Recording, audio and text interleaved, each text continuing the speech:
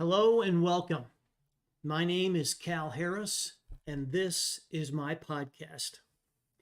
Tonight is episode 6, Criminal Justice Reform, where I will show you why both Republicans and Democrats are to blame for the current state of affairs regarding violent crime in this country. I will also share with you what inmates of violent crime say is the real root cause. Inmates I lived with in a maximum security prison. Please feel free to ask questions or comment during this podcast. At the end, I will try to answer any questions or comments you may have. Just click on Say Something right below the yellow Cal Harris podcast and put in your email address. You're not signing up for anything. I'm not going to send you junk mail. You're not going to be asked any questions. It's just simply put in your email. You can also subscribe to the podcast, again, by just putting in your email address. And again, you'll get nothing from me, no junk mail whatsoever. Okay, let's get started. It is a basic human right to be safe. I do this every time. Hang on just a second. It is a basic human right to be safe in our home, car, street, neighborhood, and out in public. Our country is so divided right now, we're not safe in any of these locations. Both parties are to blame for this crisis, as well as many other basic human rights violations. The Republicans are catering to the far right, and the Democrats are catering to the far left in each of their respective parties, which leaves a huge void of millions of Americans who are somewhere in the middle. All of us are at risk of being assaulted, robbed, abducted, or worse. For the past 60 years, the policy of criminal justice reform for both parties has been a reactive approach and not a proactive one. As a result, criminal behavior, especially in neighborhoods of big cities, has grown worse and more violent. For Republicans, it's mass incarceration, broken window theory, stop and frisk, and etc. For the Democrats, it's no cash bail, defund the police, changing felony crimes to misdemeanors, and not prosecuting these cases. These policies are reactive and clearly ineffective, using history as our guide.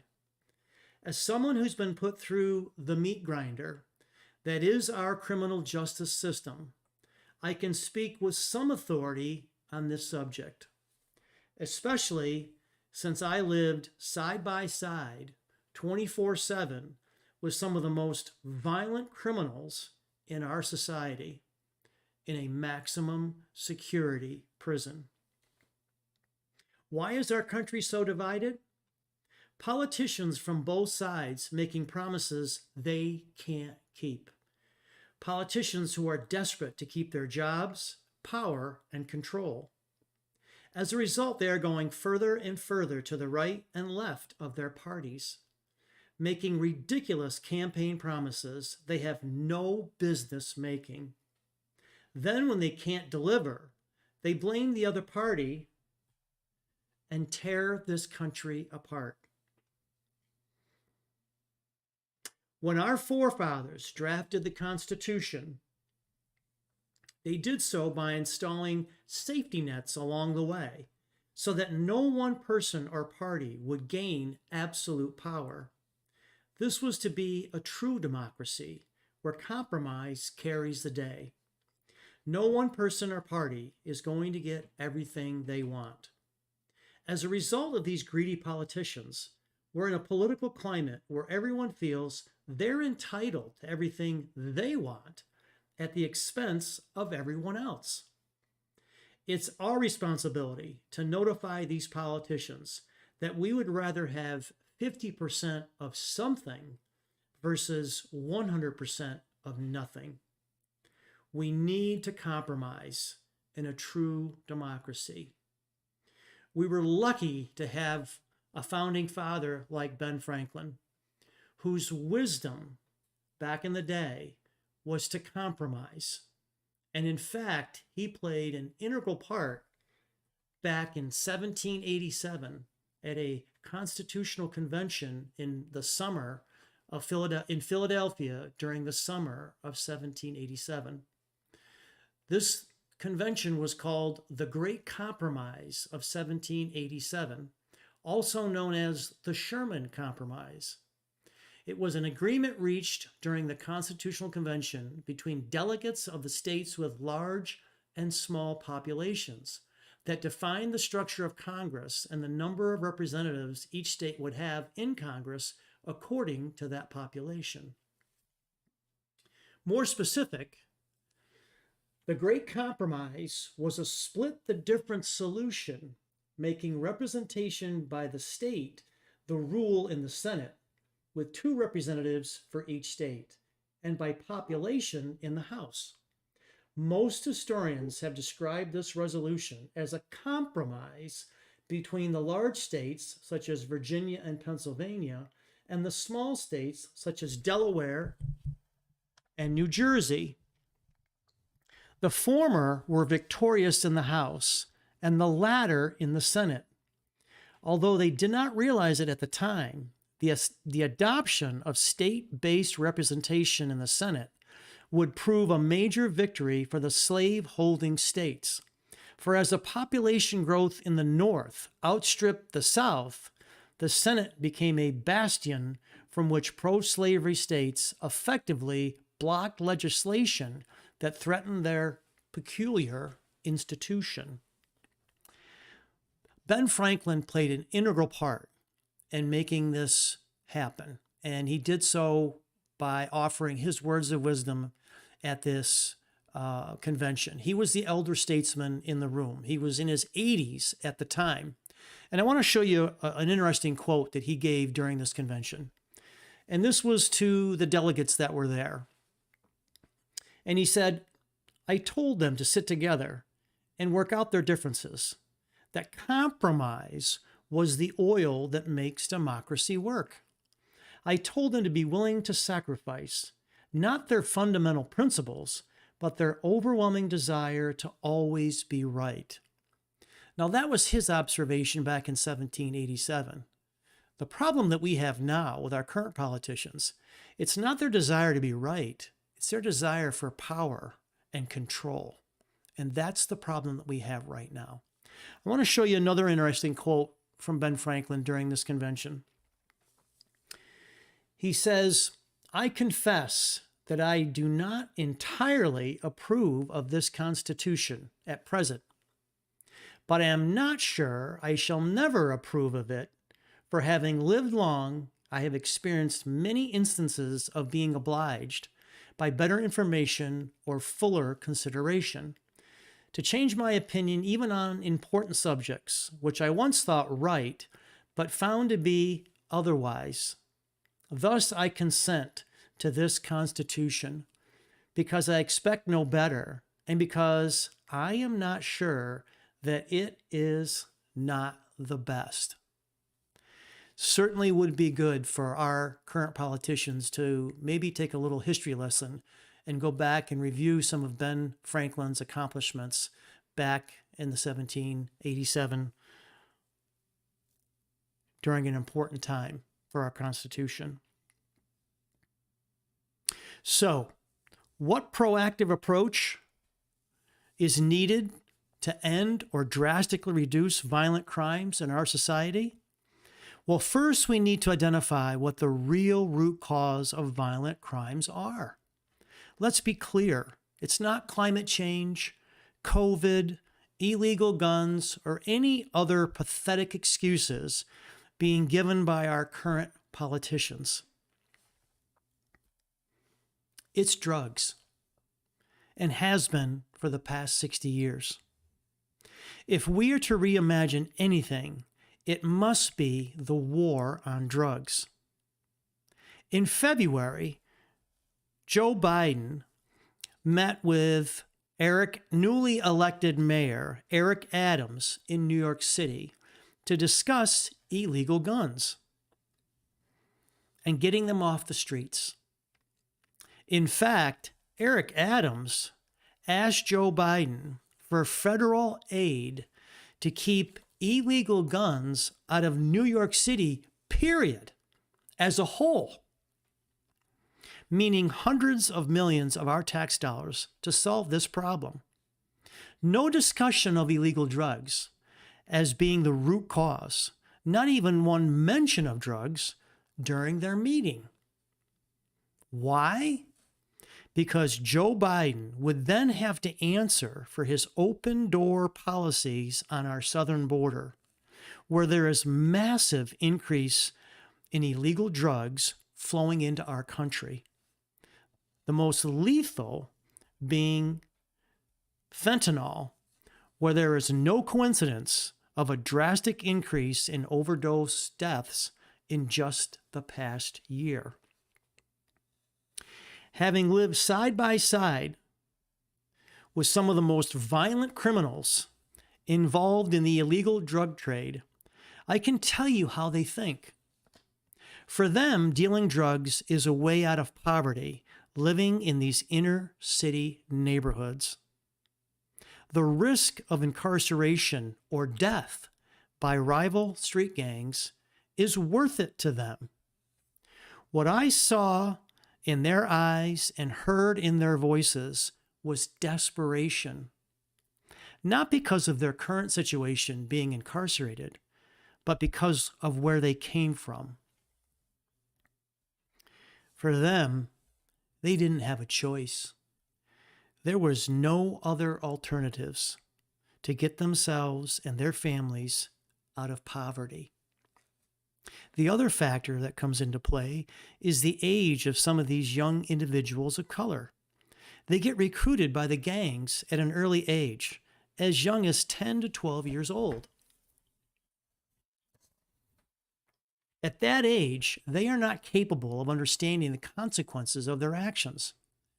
I can also tell you that these men are not animals, as often described by law enforcement and prosecutors.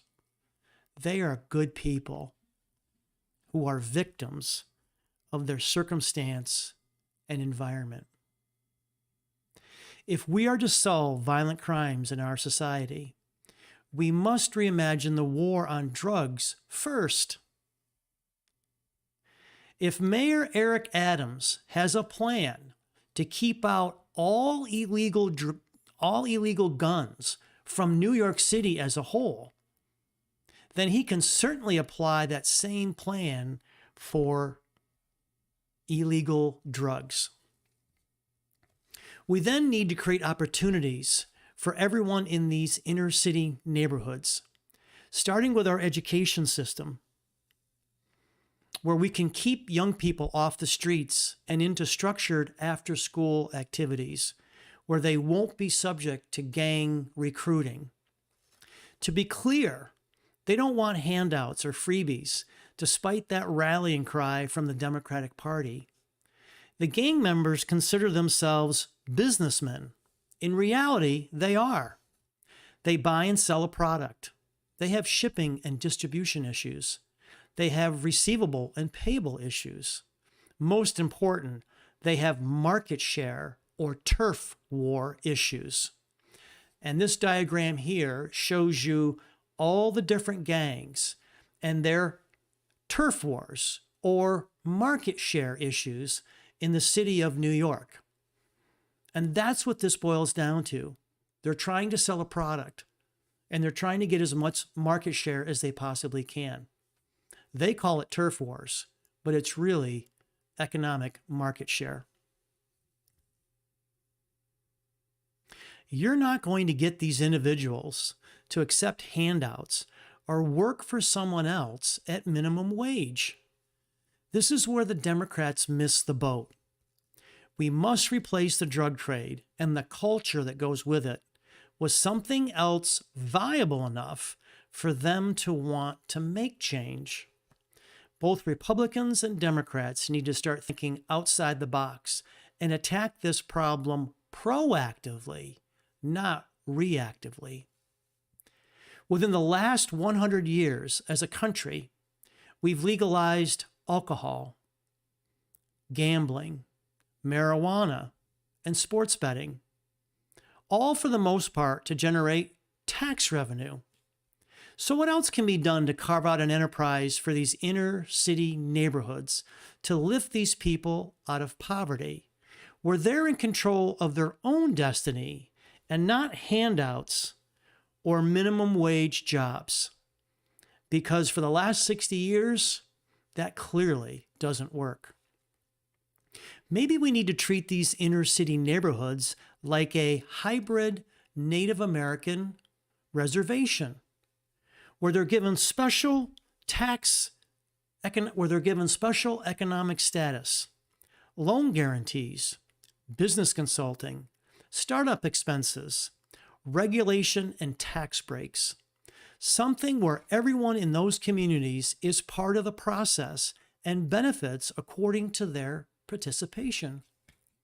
There must be an incentive to work, contribute, share, and police themselves. Now, here's some interesting statistics. The United States has 4% of the world's population, yet it has 25% of its incarcerated people.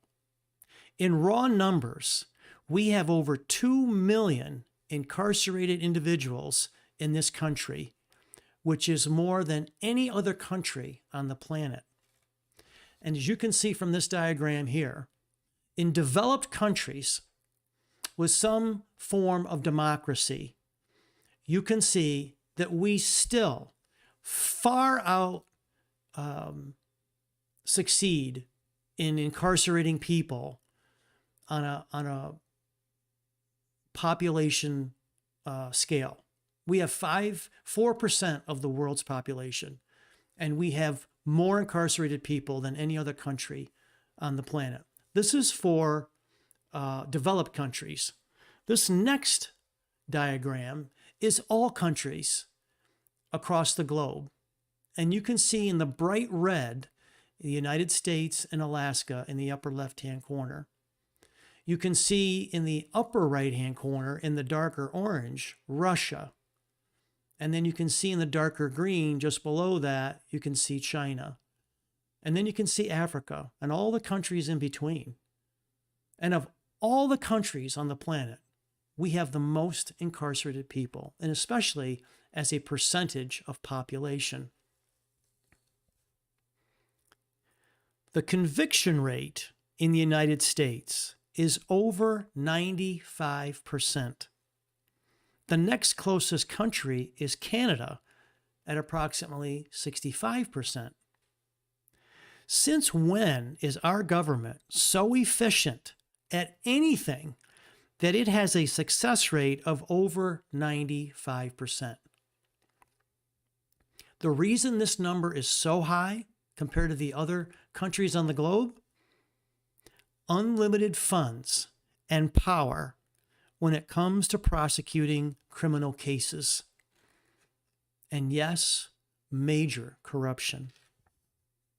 The legal industry as a whole in the United States generates over $1 trillion a year in legal fees, prosecutions, court costs, etc.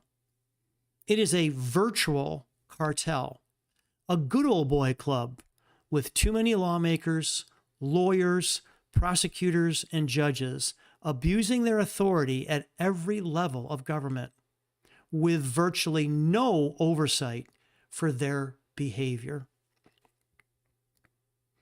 When you combine drug use, and crime, you find that up to 80% of the men arrested for violent crimes have drugs in their system. You combine drugs and crime, up to 80% of the men arrested have drugs in their system. Check out this article from the Recovery Village. And it says, drug use is strongly linked to gun violence, especially when illegal drug sales are involved. Substance-related gun violence often starts with drug dealers who get guns to protect their drugs or their market share. This leads to more people in the neighborhood getting guns because the drug dealers have them. Experts think this cycle leads to more violence in the community. This may be especially true among people who take drugs and have mental health issues, who have a higher risk of violence than their neighbors. Bystanders are often victims of violence as well. Research has shown that people who live with others who struggle with drugs are at a higher risk of being killed. Drug use itself can lead to violent behavior. Some drugs like cocaine and crack are linked to violent episodes of psychosis. Among young people, heroin is closely linked with guns. Young people who take drugs are also more likely to have a gun. Illegal guns is an issue, but it's not the root cause. Drugs are the root cause. So the next time you hear Joe Biden, Eric Adams, or any other politicians tell you that guns are the root cause of violent crimes, know that it is total BS. Let's remember Eric Adams' plan and Joe Biden funding it with your tax dollars and see how this all works out in the future. His plan is to keep all illegal guns out of New York City, and Joe Biden is going to fund it. My guess, this doesn't even come close. In closing, you don't cure a disease like cancer by putting Band-Aids on it. You find out the root cause of the disease and you stop it from happening and spreading. Over the last 60 years, the policies of criminal justice reform from both Republicans and Democrats has been nothing more than a very expensive Band-Aid that clearly hasn't solved the problem. Our current politicians are so pathetic. The only solution they can come up with is simply giving away free stuff like reparations, standard of living money, college tuition, and the classic go-to policy of raising the minimum wage. I can tell you firsthand, the individuals I listen to in prison are not working for someone else for minimum wage. They would rather take their chances of getting incarcerated or killed. And can you blame them? Even if you raise the minimum wage to $20 an hour, and assuming you could get a full-time job for 40 hours a week, that's $800 a week gross before taxes. After taxes, you're looking at somewhere around $650 net. How does a single mother with 2 young children living in an inner city neighborhood going to survive on that? No real problem-solving thought or imagination from our current politicians. Anyone can stand up and offer free stuff using someone else's money. We need to put these politicians on the spot by reaching out to them via email, their government websites, and social media platforms, and let them know we're not stupid and they're not fooling anyone. Let's start with our current governor in New York, Kathy Hochul. Let's send her an email or reach out to her on our government website and tell her what really needs to be done to solve violent crimes in New York. Let's reach out to State Senator Chuck Schumer and let him know what the real cause of violent crimes are. And notice in this picture, this photograph, he's holding a photograph of illegal guns. And look at the expression on his face. He's so concerned about these illegal guns. He never talks about drugs. And these politicians won't, especially when their policies of open borders is creating the root cause of this problem, and that is the drugs that are coming in to our country in massive quantities now that they've opened the borders. Politicians like Chuck Schumer and Joe Biden, they don't care about the collateral damage. The end justifies the means for them. Opening our borders is for one reason and one reason only, and that's for votes. They want to let in as many illegal immigrants as possible and not have them have citizenship or required to have a photo ID to vote. They just want to give them free voting rights, free stuff, free education, free health care. Joe Biden offered a plan to pay these immigrants $500,000 apiece because if they got separated from their children at the border, which was long established law, long before Joe Biden and Donald Trump became in office. This actually took place during the Obama administration. But these politicians don't care. They want to put out the little red herring. This photograph that Chuck Schumer is holding in his hand is the little red herring. He's trying to distract you from what the real root cause is, and that's drugs. And they don't want to talk about it because their policies are creating this increase in drugs and overdoses. That ends it for tonight. If anybody has any questions, I'll hang around and answer them. I'm going to put up my closing page, and that will let you know that you can reach out to me on my other social medias and where to go. I'm going to put that up just for a second, have you take a look at it, and then I'll come back and answer any questions or respond to any comments you may have. I'm just going to put this up just for a second.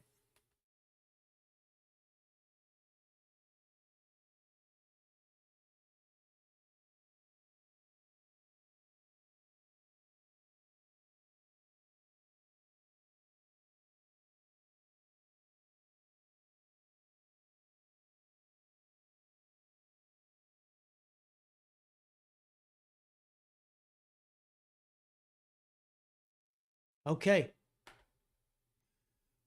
We will hang out for just a minute or so. We'll see if anybody has any questions.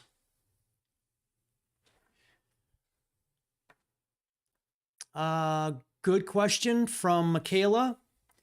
What role did wealth play in your case, and what role does wealth play in the criminal justice system at large?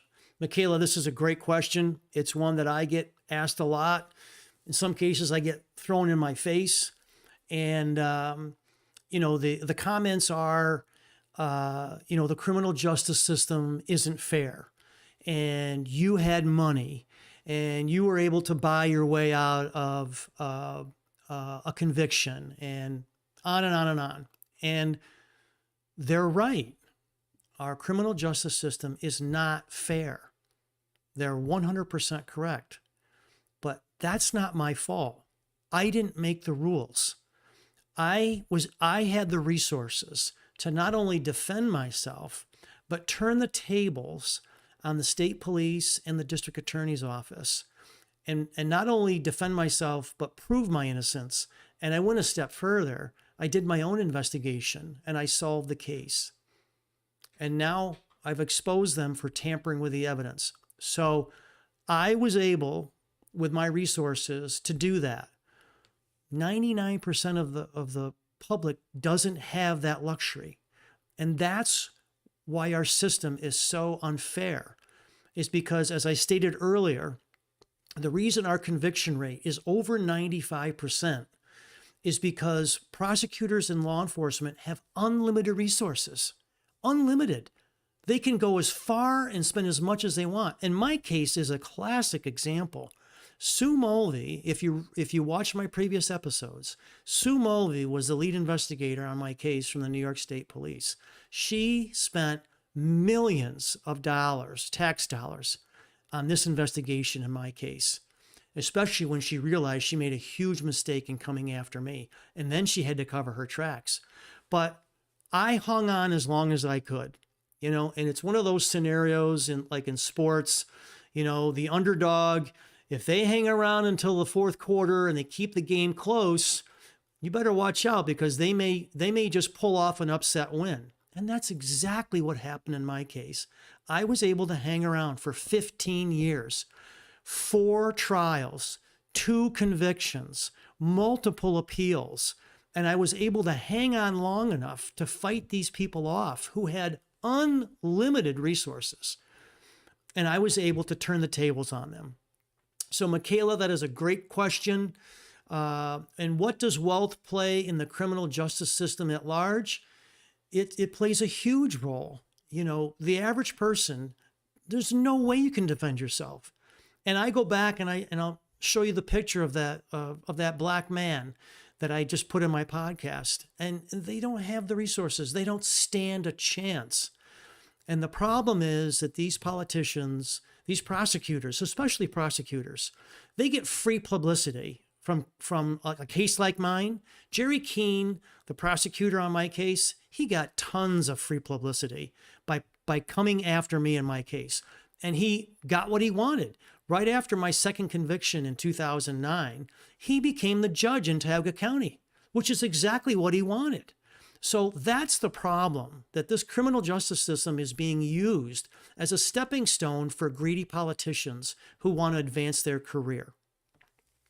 Tegan, do you feel as you never reached true humbleness or humility until you went to prison, given that you were a little more, oh yeah, yeah, Tegan, yeah, I sure did. That was a wake-up call. No question about it. It really humbles a person. And I showed you in my previous episodes the conditions that I lived under.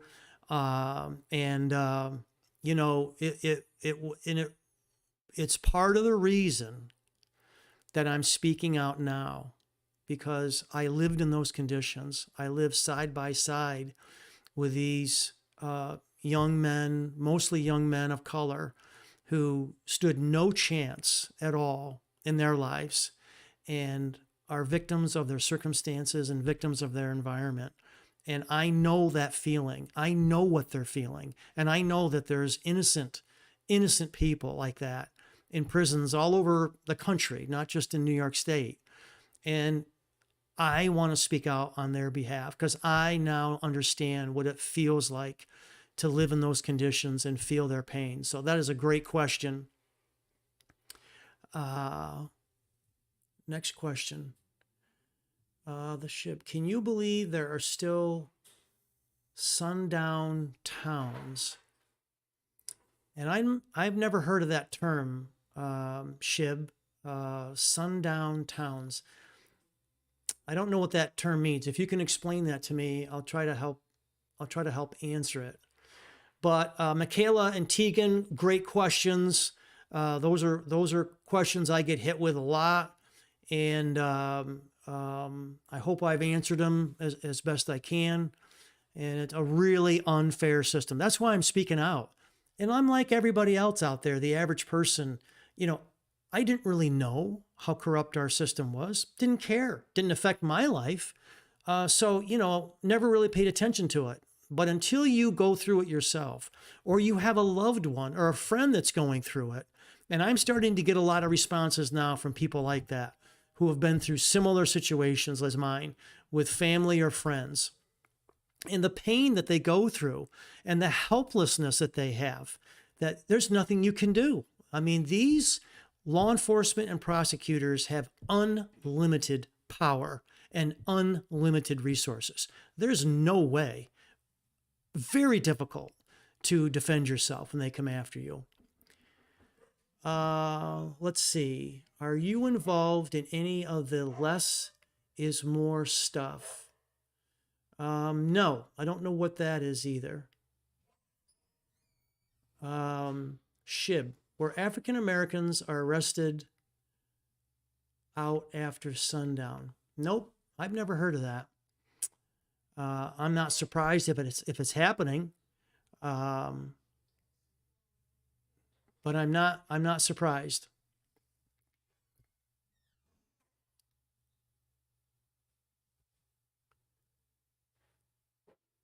Tegan, get to see both sides in prison and in New York. There are so many crooked COs that they make the good ones scarce. Yep, and you know what? Tegan, I saw that in my incarceration. I was incarcerated for a while at the Elmira Correctional Facility, and then I got transferred to the Auburn Correctional Facility. And there were some bad ones there. You know, there were some bad ones there. No question about it. Just like you see on TV, just like you see in the movies, you know, there's some bad COs. But I would have to say that overall, if you respected them, they respected you. You know, I kept my mouth shut. I was scared to death every single day. I didn't know what was going to happen to me or when. So I kept my mouth shut and I kept my eyes and my ears open. I did what I was told. I was respectful to the other inmates. I didn't want to get too close to the other inmates. That was a fine line that I always had to walk, is not getting too close, but not being disrespectful either. Michele, do you have any faith left in our police or prosecutors? That's a hard question. I think what you're seeing now with the Black Lives Matter movement, and especially over the last year or so, you're seeing law enforcement getting prosecuted for abusing their power. And, you know, a couple of those cases were really, really bad. You know, absolutely no justification whatsoever for the behavior of some of those law enforcement.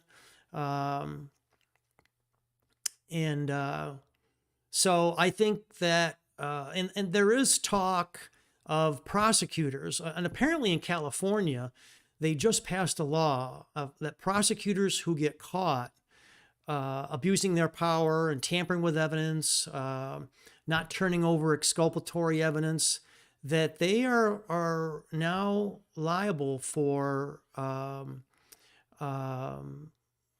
federal crimes, and they can be prosecuted for that, and they can go to prison for that.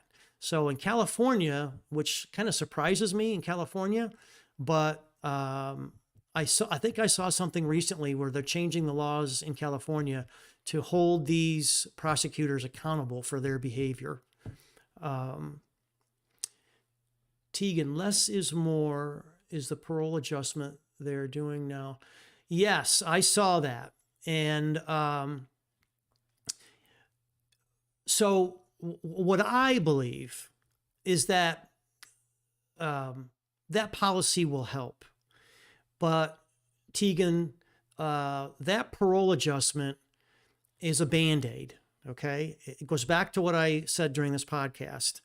It's a Band-Aid, and it's a reactive policy. It's not a proactive policy. And we need proactive policies to solve the violent crimes in this country, in New York and across the country.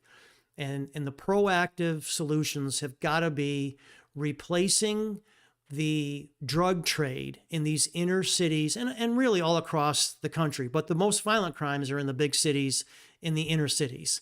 And we've got to replace the drug lifestyle and the culture that goes with it with something else that's viable enough for these individuals to want to make that change. And I don't know what that is. I use the example of the Native American Indian reservations where they're allowing casinos to come in And I don't know what the solution is. And maybe some of you have got an idea on what that would be. But my point is that I think that these inner city neighborhoods, they need to come together. And our politicians, the Republicans and Democrats, need to come together and need to come up with a plan where the people in these communities can behave just like the Native Americans do on their reservations. Everybody gets involved. Everybody has a say. And everybody is part of the process, wherever that process is, so that everybody has some incentive to get the entire neighborhood out of poverty. And so that they contribute and they share and they police themselves. And that's what we need. We need them to start policing themselves and join together. And you've got to get rid of the drugs first. There's no question about it. And quite frankly, the Democrats, they just don't want to talk about it. And it's because of their open door policy on our borders. The SHIB, was it loud in prison? Yes, it was. Yes, it was. It was a cold and it was loud. I remember that really only 2 months out of the year was it warm in the cell blocks, and that was July and August. And any other time it was cold. And, everything was open, so that it echoed. And, everything is steel and concrete and brick and stone. And so, there's no the banging of the gates and the doors. They were steel doors. They were, bars. And so, yeah, it was loud. And I'll tell you what, I could never understand what the other inmates were saying if they were further away from me. But these guys would yell back and forth all day long from 5 or 6 cells down or the floor up or the floor below. And they could hear and carry on a conversation. And for the most part, I just couldn't follow it. I could follow the ones that were close to me and the ones that I was close to in the cell block and out in the yard and at work and those places. But yeah, it's loud, very loud. Never got a good night's sleep. Never. Catherine, are there any inmates that you still stay in touch with? Yes, there are. And there's one guy that lives in Syracuse that I was in Auburn with, and we have Facebook. We're friends with each other on Facebook. And there's a couple others that I stay in touch with. My goal is I want to go back and I want to visit some of these guys and let them know that I'm out here fighting for them.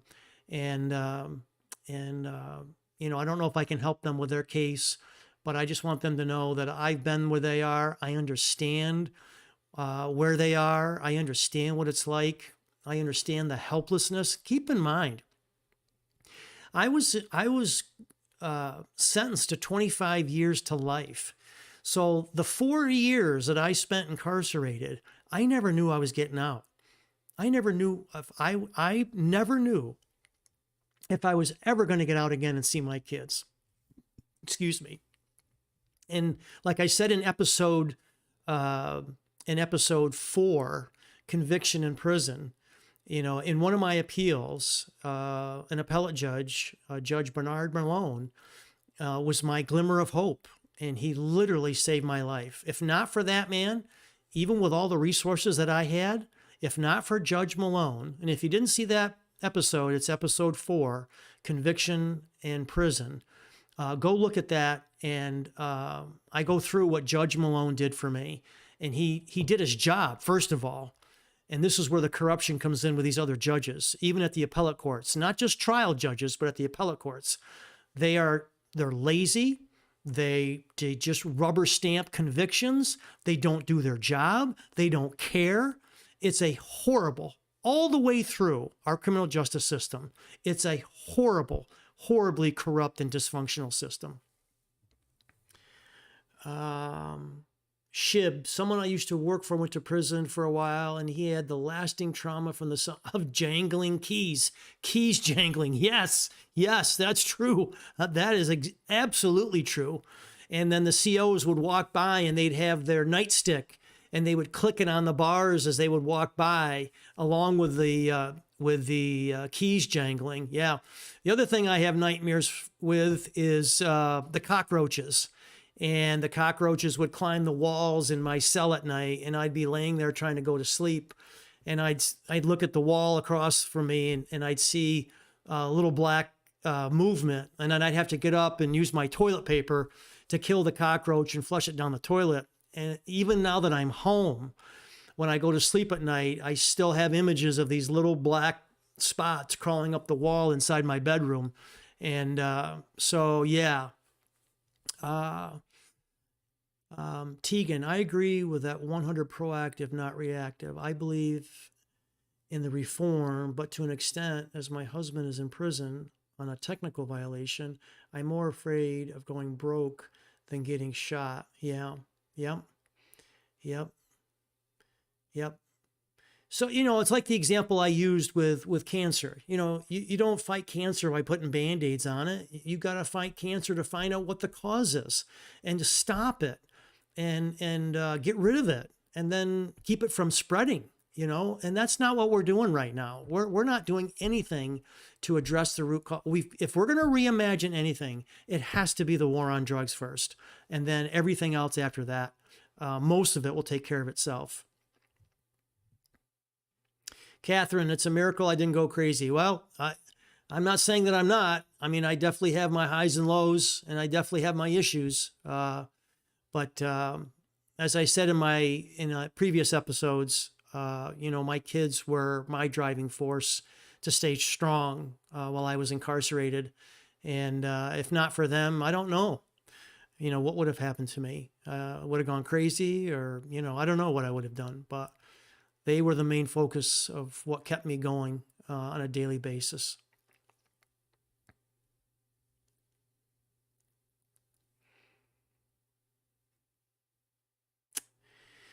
Michaela, do you think you'll ever forgive Sue Mulvey, Gerald Keane, and Barb? No. No. No way. No way. I'm going to expose them until my last dying breath, that for what they did was unforgivable. This wasn't a mistake or an accident. This was a cold, calculated, over years. As I said before in my previous episode, the investigation, this investigation took 4 years to get an indictment, and then another 2 years to go to trial. So they had 6 years to sit down and fabricate their case. And it's exactly what they did. They fabricated the evidence. They coached their witnesses, especially Barb Thayer. And Barb Thayer is part of my lawsuit for what she did. And her behavior was just so despicable. So this wasn't a knee-jerk reaction by Sue Mulvey and Gerald Keane. They took years. And really what happened is, as I told you in previous episodes, Sue Mulvey was coming after me because I fired her father, John Andrews. She put herself on as the lead investigator, which was just totally absurd. She had no business being on my case with that conflict of interest. But it shows you the mentality that she had. And she came after me thinking for sure that I was the one and that she was going to put me away. And then, as I said before, several months went by, and then a year goes by, and then a couple of years go by, and she realizes she's made a huge mistake, and she's got to cover her tracks. And that's when things got nasty. And that's when she started spending money like crazy. And that's when they went after my kids. And I told you that in one episode. She tried everything she could to get under my skin, even going after my kids while they were at school. They were 7, 6, and 4 at the time. That's how desperate she was. That's how sick she was to cover her tracks.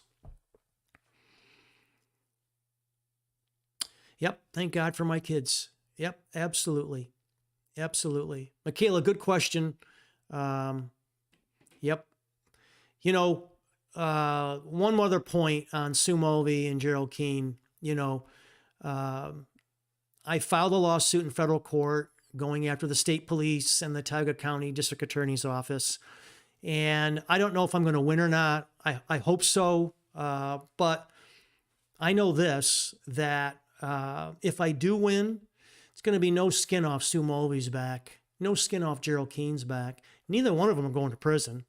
This isn't a criminal lawsuit. This is a civil lawsuit. They're both exempt from going to prison, and they shouldn't be. They should be in prison for 25 to life for what they've done to everybody, not just me and my kids. But what about Michelle's family? What about the Taylor family? How do you think they feel right now? They don't have any answers. They don't have any closure. They were lied to by Sue Mulvey and Jerry Keene. Do you think they're happy right now? Absolutely not. The damage that those two individuals did to everybody in this community, everybody that was involved. How about the jurors? Think about the jurors for a minute. There was 4 trials, 2 that Jerry Keene did, my first and second trial, and then the third and fourth trial, Kirk Martin did. He became the new DA after Jerry Keene won the judgeship in Tioga County. Think about those jurors right now. All 4 of those jurors, and the jury selection process, hundreds of people's lives were put out by these 2 sick individuals. Jurors came in, they spent hours and days and sitting through jury selection. And then those that were unfortunate enough to be selected for the jury, they spent months out of their lives and their families and their jobs to sit there and be lied to by Sue Mulvey and Jerry Keene. And all for what? So Sue Mulvey could get even with me for firing her father? For what? For Jerry Keene so that he could promote himself and become the next judge in Tioga? It's sick. It is so sick. And that what's really sick is they're going to walk away scot-free. Even if I do win some money out of this lawsuit, they're not going to pay for it. It's not going to come out of Sue Mulvey's pocket or even Jerry Keene's. Those 2 are going to walk away scot-free. And Michele, that's part of the reason why I say to you, I'm never going to forgive them, because they're never going to be punished for what they do. And I'm going to make sure that everybody knows. I'm going to expose them to my last dying breath so that everybody knows who those 2 individuals are and what sick individuals people they are. Okay, Michele, were there guilty people in prison, and how did you know when they're guilty versus wrongly convicted? You just don't. I mean, I did have a few inmates admit to me that they committed the crimes they did, but other than that, you don't know. You just have to assume that they're there. We've got more incarcerated people in this country than any other country on the planet. And as a percentage of population, it's off the chart. We have 4% of the world's population, and 25% of it's incarcerated people, and a conviction rate of 95%. You know that there's some innocent people sitting in prisons. I don't think we'll ever know how many, but 1 is too many. And I can tell you, I was one of them. I know how those people feel. So you didn't talk about your case in prison, and you certainly didn't ask anybody else about their case in prison. I mean, you kept your mouth shut and you were respectful. And, somebody else wanted to share their case with you. You sat and you listened. You had to be respectful. But I only had a few inmates that admitted to what they did. Other than that, just don't know. Tegan, do you think that's why they haven't done anything to find Michele? Because if they find the truth, you win. I feel in my soul it was Stacey Stewart. Tegan, you're 100% right. You're 100% right. That's exactly why they're not going after Stacey Stewart or Chris Thomason.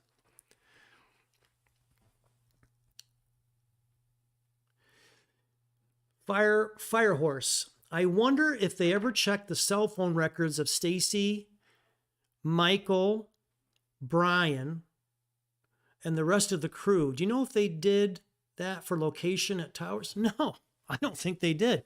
If they did, they would have had to turn that information over to me as part of my defense. And I don't remember seeing anything on those individuals. And like I said before in my previous episode, I didn't do anything miraculous here. I just took up the information that the state police already had from their lead sheets. They already had Stacey Stewart and Chris Thomason, and they already had the boyfriend, Brian Early, and they already had Mike Casper, who was the manager at the restaurant that Michele worked. He was the cocaine dealer that she was involved with.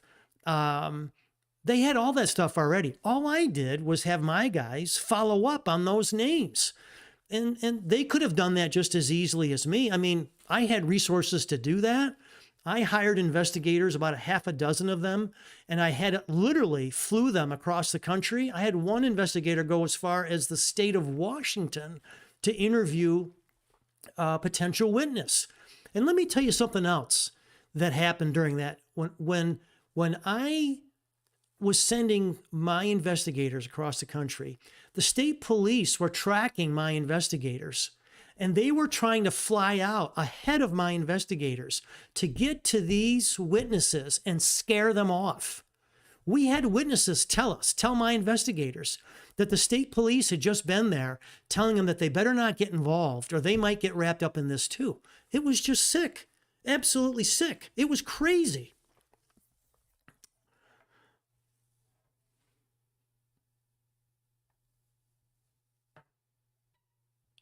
Tegan, do you think that the police would admit and the DA would admit this is now in a cold case file somewhere? No, you know what they're doing? They're still pointing the finger at me. That's what they're doing. Their position is I'm the guy. I'm the guilty one, and therefore this is not a cold case, it's a closed case, and I got off. That's their position. And it's going to be their position because they're never going to admit what they did. That's the bottom line. There's too much money involved. There's too much publicity on this case. You know, when my civil suit comes to fruition, all of the major networks that interviewed me, 48 Hours, Dateline, 2020, Nightline, Crime Watch Daily, People Magazine, all of those major networks, they're going to come back and they're going to see what happens in this civil suit. And they're going to be at the trial. And they're going to hear my evidence, and Sue Mulvey's going to be on the witness stand. Jerry Keene's going to be on the witness stand, and all the other players at Troop C are going to be on the witness stand. So they're going to want to close this thing out when my civil case comes to trial. And so Sue Mulvey and Jerry Keene are never going to admit what they did and be humiliated on a national scale. Not a chance. Catherine.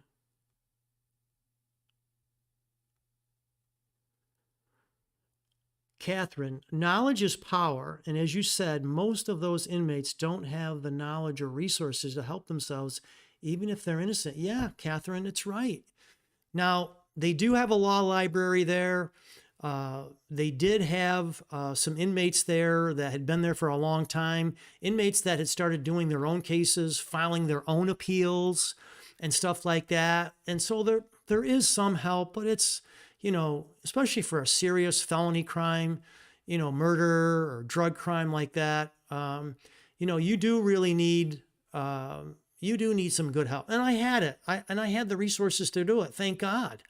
And, people will criticize me for that. And, they'll say, well, you had money, you bought yourself out of that. Well, you don't buy yourself out of a conviction like this. But I was able to, like I said earlier, I was able to hang on long enough. I was able to hang on until the fourth quarter, until I had enough time to turn the tables on the state police and on Jerry Keene and expose them for what they really did. I didn't know about the photographs that in episode 4, I think it was the prosecution that I showed you those videos at Henry Lee's office in Connecticut. We didn't get those outtakes from 48 Hours until somewhere either just before my third trial or before my fourth trial. So that would have been 2015 roughly. So it took me 14 years to get those outtakes, to get to know and understand what they did with the photographs in my trial. And as Jerry Keene said in that video, that outtake in Henry Lee's office, they treated the photographs and they altered them. And remember, if you watched it, Sue Mulvey chimed in because she couldn't believe Jerry Keene just admitted to that on camera. And she said, oh, it's exposure correction. And she's trying to cover for Jerry Keene. And then Henry Lee chimes in and says, well, all you did was enhance the photographs and you didn't change the pattern and all. So that's perfectly fine. That's not what they did. Both Sue Mulvey and Henry Lee were trying to cover for Jerry Keene because Jerry Keene wasn't smart enough to figure out he's being videotaped and admitting on camera that he tampered with the evidence. They took those photographs to a professional. And just like Jerry Keene said, the professional treated the little red stains, the sub-millimeter stains on those photographs, and he made them brighter, more vibrant than they really were, which is what Henry Lee testified to in my trial. Henry Lee testified that those red stains were vivid red, meaning they were, in his opinion, 1 to 2 days old. And ultimately, that's what gets me convicted. Let's see. Michaela, why do you think Michele stopped the van at the end of the driveway? Well, according to Kevin Tubbs, he sees Michele in the early morning hours of September 12th, like around 5 o'clock, between 4 and 5 o'clock, and he sees the van parked where it was, and he sees Stacy Stewart, what we now know is Stacy Stewart. He described as a young male, medium build with dark hair. And he describes Stacy Stewart's pickup truck, which was dark blue or black Chevy pickup truck. And Stacy Stewart's truck was parked right behind Michele's van in our driveway. And in fact, the back half of Stacy Stewart's truck, the pickup bed of his truck was sticking out in the road. And that's how Kevin Tubbs noticed it, because he had to drive around the back of Stacy Stewart's truck to get past. So that's how Kevin Tubbs sees all of this. So we can only surmise that Stacy Stewart followed Michele home and that there was some confrontation at the end of the driveway, and she didn't want to drive into the house and have Stacy Stewart follow her into the house where I would be and the kids would be, and create a scene, right in front of the house. So that's the only thing that we can surmise, is that she stopped at the end of the driveway because Stacy Stewart followed her home. And where he followed her home from, I don't know. Were they together earlier that evening? The last person to see Michele was Brian Early. He testifies that she left his apartment at around 11:30 at night. Now, supposedly, he's the last one to see her. We now know that's not true. So where did Michele go from 11:30 after she left Brian Early's apartment till 5 o'clock in the morning when Kevin Tubbs sees her at the end of my driveway with who we now know is Stacy Stewart? That's the only thing we can surmise. Firehorse, is Empire Lake, where you lived, the same place that the psychic from the local area found the lost little boy? And do you think a psychic detective might be helpful?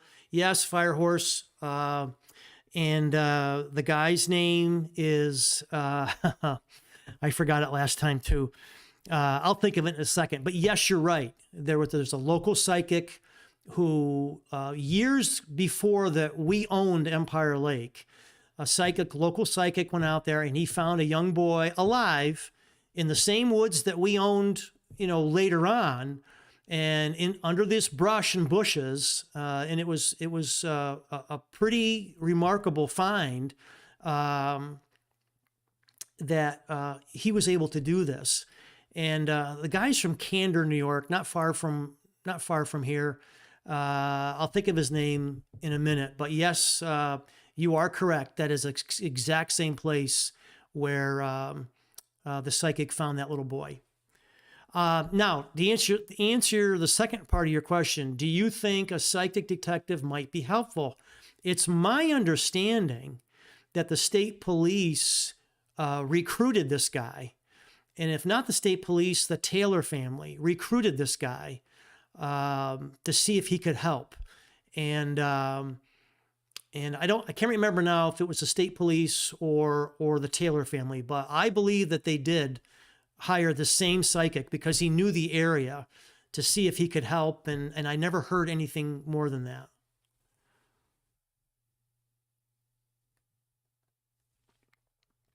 Firehorse, exactly my thoughts about being followed. He followed her to Brian's, or they went to a bar after, and then he followed her home. Yeah, there's no question. He was obsessed with her.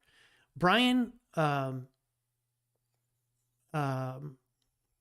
Stacy Stewart was obsessed with Michele.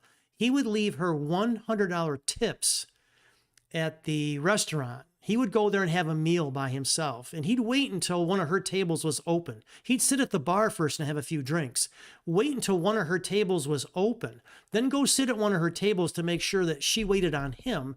And then he'd have a meal that, probably back then it was what, $10, $15, maybe $20. And he would leave her a $100 tip every time he went there to have dinner. He was obsessed with her.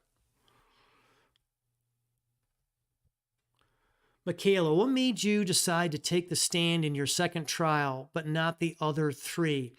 So that was a decision that my second attorney that I used in my second trial, again, because of the, because of the way the first trial went down, we just thought we'd try something different. I was the only one that could tell my side of the story. And so that was a decision that we made in my second trial. And obviously it didn't work, but so real quick, I had my first attorney was from Binghamton. His name was Joe Cawley, and he's now a judge in Binghamton, city court judge. And he was my attorney in the first trial. And then he ran for election in the city of Binghamton to become a judge, and he won. So for my second trial, I hired another attorney out of Albany, and his name was Terry Kinland. And so he had a different perspective than Joe Cawley did. And in his opinion, he felt that I should testify. And it didn't work. But as I said before, we even had Kevin Tubbs testify in my second trial. Kevin Tubbs testified to what he saw. None of it mattered. Kevin Tubbs's testimony didn't matter. My testimony didn't matter. And the reason it didn't matter was because the reason I got convicted was because of those photographs. Jurors were interviewed after my first trial and after my second trial. And one of the jurors said that he didn't want to convict me. He tried to hold off the other jurors. He fought to the very end.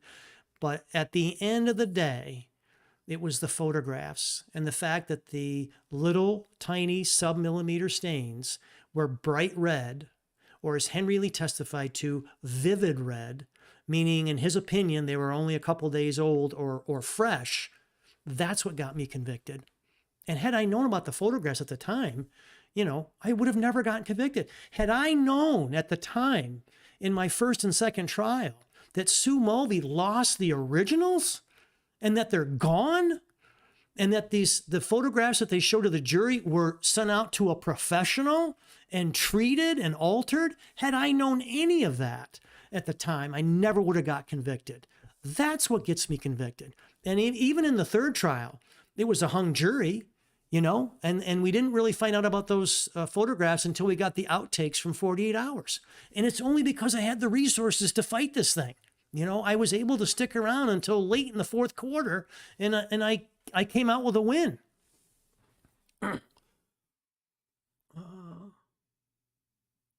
Michaela, how hard was it selling the Empire Lake home? Really hard. Really hard. That was a place that I'd hope to pass down to my kids and my grandkids. And, even if nobody lived there, if it, just a summer home for us, it was really, really hard to sell. And I had to sell it. I had legal bills to pay. I mean, I've had to sell off everything, I've lost everything because of this. Maybe I'll recoup some of it, in my civil suit. We'll see. We'll see what happens. But, our lives, our lives have been destroyed. And my kids and our lives have been destroyed. And I'm sure it's the same for the Taylor family. Our lives have been destroyed. the damage is permanent. It's never going away. All we can do is manage it on a day-to-day basis, and that's what we do. My kids and I, we manage it. And it's hard sometimes, but it's all you can do. The damage is done. It's never going to go away. And as I said in my last episode, I was answering some questions at the end. A question was asked is, what is your legacy going to be? Well, in part, it's going to be this case. And the fact that the major networks keep rerunning my case, late at night or early in the day, as reruns, as fillers, on cable. And so 48 Hours and Dateline and 2020 and Crime Watch Daily and those other, true crime networks, they keep running my case. And every month, at least once a month, one of those major networks run my case. And either I catch it, as I'm channel surfing, or someone will reach out to me on my Facebook page or my Twitter account and say, hey, I just saw your case on TV, blah, blah, blah. Some people are nice. Some people are not so nice. So, this is one of those cases that's garnered so much publicity that this is going to be my legacy for probably the next 100 years. It's going to be one of those cases that people are talking about 100 years from now. So it's going to be my legacy and my kids' legacy and my grandkids' legacy and maybe my grandkids' legacy. But like I also said, thankfully for social media right now, thankfully I have this platform where I can get my voice and my story out and get the truth out. And those videos are a big part of that, and explain the story. I can fight that off a little bit, but I have to keep fighting this battle because otherwise it's just going to keep going on. Whether I do this or I don't, my case is going to be out there. So I might as well use the resources I have, the technology that I have with the social media, and at least get the truth out there. And those videos are critical for the truth. Those videos don't lie.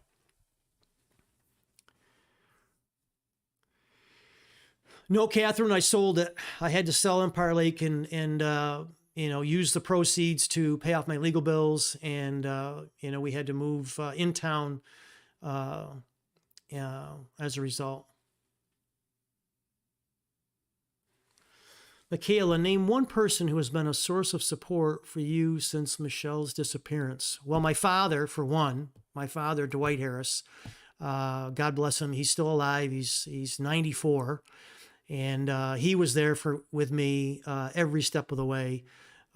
He was also crucial in saving me because while I was in prison, he was working hard for me out here on the outside with the investigators and with my lawyers, and he helped with my appeal. And both my brothers turned against me, and their wives turned against me, and in part, that was because my one brother, he actually went out of his way to try to help the police put me away because he and I were partners in the family business together. Excuse me. And he thought by having me put away that he'd get my half of the business. Really sick guy, really sick individual. In fact, I'll tell you how bad he was. He called the state police early on, after Michelle disappeared, and he tried to disguise his name, saying that he had some inside information about the Cal Harris investigation and Michelle Harris' disappearance. And one of the state police that he talked to on the phone recognized his voice and said, hey, I know who you are. And my brother was like, if you ever tell anybody about this phone call, I'll never admit to that it happened. Well, the state trooper who took the call, he had to put it in his log sheet. He had to put it in his lead sheet, as part of the investigation. So, some pretty sick stuff, even my own family. And I'll tell you the other thing, Michele, is you find out who your friends and family are under circumstances like that. Unlike this. And that certainly has happened in my case. I found out who my friends really are, and I found out who my family really was. But to answer your question, it was my dad. He was my diehard supporter. And in fact, as a result of what my brothers and their wives did to me, my father totally disregarded my brother. He hasn't talked to my brothers since 2002. That's how bad it was. And he wants nothing to do with them or their wives. And he just thought it was really horrible thing to do to try to take advantage of my situation.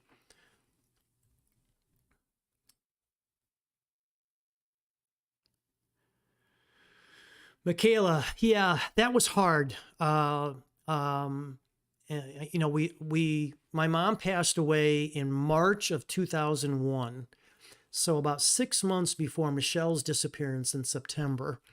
And, and again, my one brother, he knew how hard how difficult, that time period was for me from March of 2001. And then to have Michelle go missing in September of 2001, he knew that I was stressed out and, I was worried about my kids, especially after Michelle disappeared.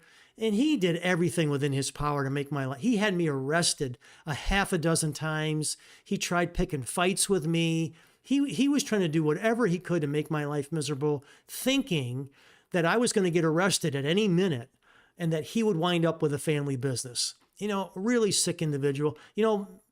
At some point I may go into that, which brother it was and his wife and all the things, the horrible things they did. I may go into that at some point. I don't know, right off the top of my head right now, but it was hard.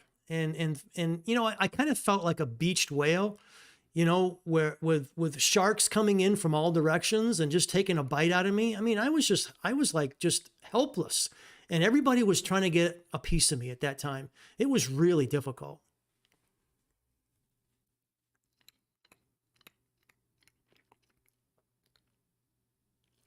Firehorse, do you know if Brian Early, who said he loved Michelle so much, ever partook in a search for her or offered support? I find it a bit odd that he relocated back to the local area. Yeah, that's a good question, Firehorse. Nope. He made no effort to look for Michelle. He didn't help. He never offered any, I think he spent time with the Taylor family. I think he spent some time with the Taylor family in the days and weeks after Michelle disappeared. I think he was there to support the Taylor family. But as far as did he make any effort to look for her or call her or anything? No, none whatsoever. And you're right. What's really bizarre is less than a year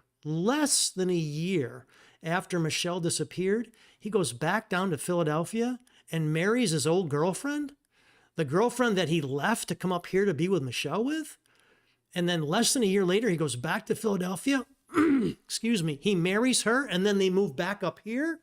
In fact, when they had kids, they sent their kids to St. Patrick's School, the same school that my kids went to previously. Michelle and my kids. Totally bizarre, really bizarre.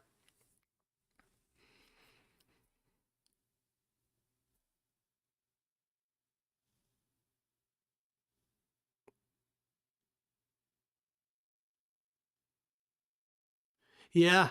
Yep, Firehorse. I also find it odd that he made sure the police knew he walked to Michelle to the car and touched the door on her window.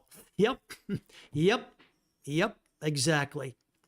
But he and again, he was ruled out pretty much early on. He did have an alibi, but they weren't looking for him anyway. They were coming after me. None of the suspects that were a part of Michelle's life, they went after. They just checked off a box.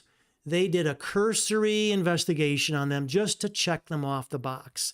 And ultimately, it comes down to Stacy Stewart and Chris Thomason. And had they done their job, which I ended up doing myself, years later, by the time I did my investigation, it was 12, 13 years later.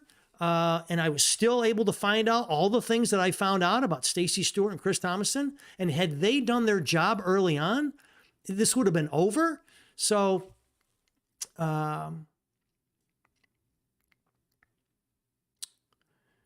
Catherine, you have a very calm and soothing way about you.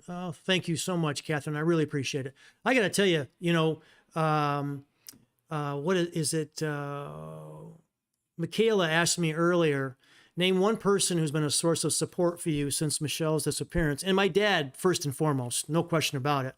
But, since my acquittal, on May 24th of 2016.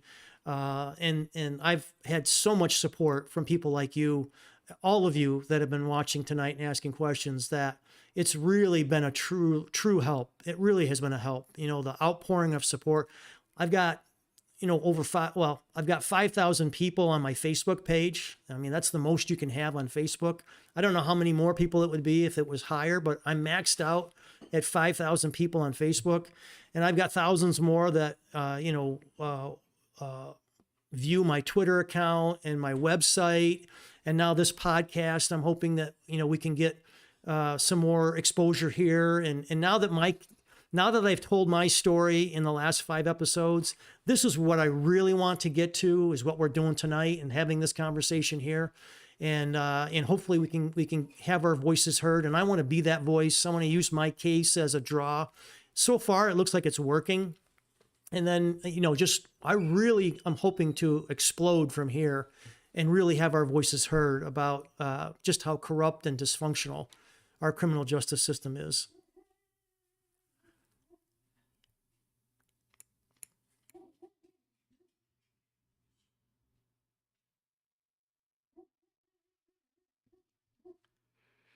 I'm not sure about as far as alibi for Brian. After Michele left, he was probably so not really an alibi, but yeah, Firehorse. You know, I don't really remember what Brian Early's alibi was after that. If I remember, you're right. You know, he was home alone the rest of the night. So you know, he certainly should have been a suspect and looked at closely. And I don't remember what exactly wound up making them drop him as a suspect. I don't remember that off the top of my head, but there's no question. We now know it's either Stacey Stewart or Chris Thomason, leaning more towards Stacey Stewart because he was the last person to be seen with Michele on the morning of September 12th. What were your impressions of Stacey Stewart's interview on Crime Watch Daily? You know, I don't remember that. I'm going to have to watch that. I'll tell you the good impression I got about Stacey Stewart was his girlfriend testified in my third trial. Excuse me. And the things that she testified to about Stacey Stewart, and she dated him for a while. I mean, not long, but I think at least maybe 6 months.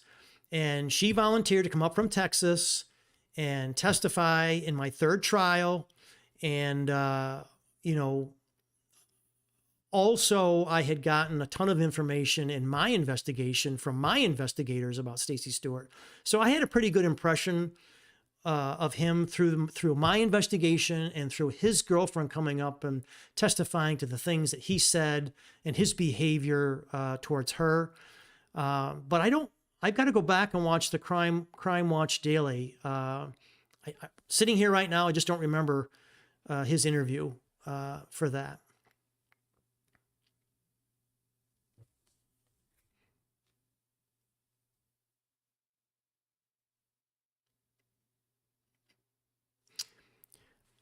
I'll hang out for a few more minutes if there's any more questions. Michaela, do you ever wonder where Michele's remains are? Do you hope to find them someday? I think we all do. I think we all want closure. You know, I know that my kids want closure. I know the Taylor family wants closure. I want closure. There's a lot of people that want closures, mostly the families involved.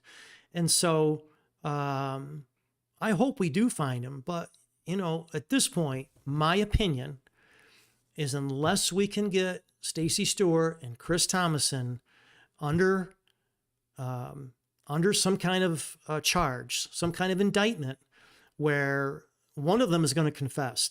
You know, I think they both know something. Now, who's responsible? I don't really know at this point, but I think they both know something. So it's going to come down to a question of getting those two in a situation where one turns on the other and has enough evidence to prove it. But those two know, one of those two, and the two of them, my opinion, they know where she is. And until we go after them, we're never going to know. And at this point, it doesn't look like that's going to happen because of my lawsuits. Kirk Martin is the current DA. He's had my information since 2016. It's 6 years later, and he's done nothing with it. And not that he couldn't do the same investigation that I did and come up with the same answers, and he's done nothing. So I think everyone wants an answer, and and that's what's so sick about this whole thing, is that Sue Mulvey and Jerry Keene did what they did, and they've destroyed a lot of lives here. They've destroyed a lot of lives, and the fact that they're going to get away with this, one way or the other, they're going to get away with this. Really, it's what makes me never forgive them for what they've done. If they were going to be punished somehow, that might come in consideration. If they were getting 25 to life for what they did, and they should be getting that, but they're not, hard to forgive them when they're going to walk away scot-free. And the other thing that bugs me about them is their behavior. They thought this was fun. They thought this was funny. I'll never forget the smirks and smiles on Sue Mulvey's face and her colleagues at Troop C every time that they rubbed my face into this. I'll never forget Jerry Keene in the courtroom when the jury came back with a conviction, and Jerry Keene standing up in front of the courtroom and laughing and high-fiving his co-counsel and high-fiving Sue Mulvey and the state police as if he just won the Wednesday night bowling league. I mean, it was so Bush League on his part. It's why I call him a woodchuck. And I know some people think that's a little harsh, but he's a woodchuck to his core. He's a small town, small time district attorney that thought he was going to be, get his 15 minutes of fame. And his behavior was so Bush he was such an amateur every step of the way. That's what really grinds me about this. This was sport for them. They couldn't wait to get up in the morning and get after me and abuse their power and rub my face in it.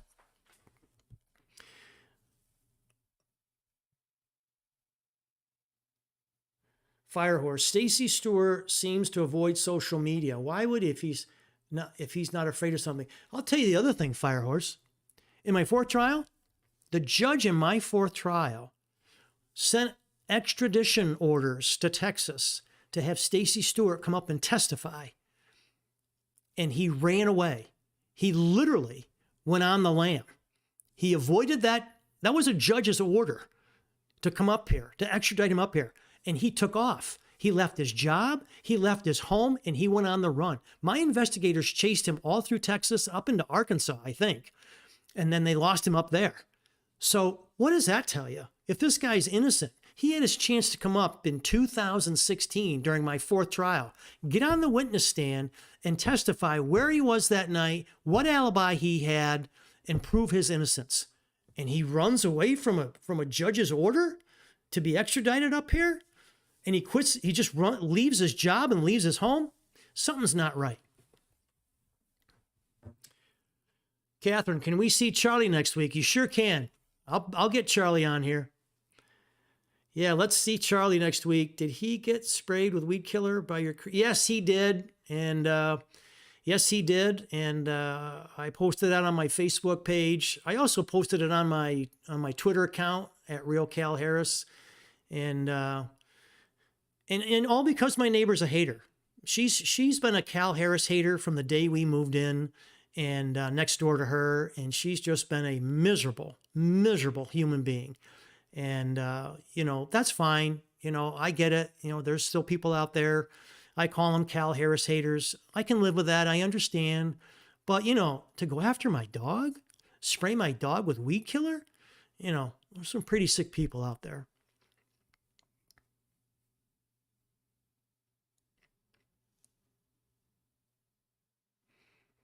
Well, we've been at this for an hour and a half, and I think this was exactly what I was hoping for. Great participation last night. We had great participation last week. I really appreciate it.